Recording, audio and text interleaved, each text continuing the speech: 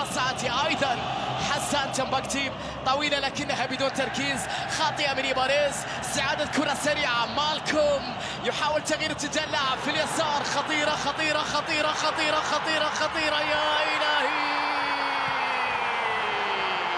جميلة جميلة جميلة جميلة يا سالم. تمريرة تصل بعد ذلك إلى تيوب، تمريرة الرد مع ناصر، دوسري إلى سالم بلمسة جميلة لكن فيها تغطية، نونيز عدى بروعة أمام إيباريز، مرتدة سريعة خطيرة هلالية، داروين نونيز يحاول بكرة لمالكوم، فيمكن الهلالي المحافظة على النتيجة؟ هذا سؤال ثاني. كرة تصل مرة أخرى خطيرة باتجاه سالم بلمسة، مالكوم تسديدة،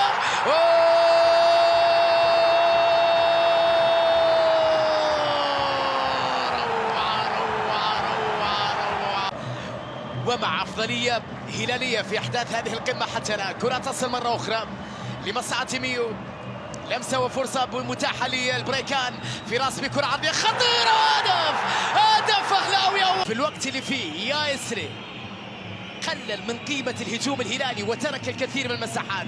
طويلة الكرة أمامية خطيرة بالراس جميلة،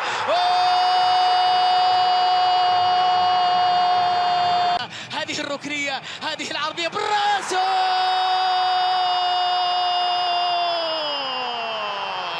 المستحيل ليس أهلاوي،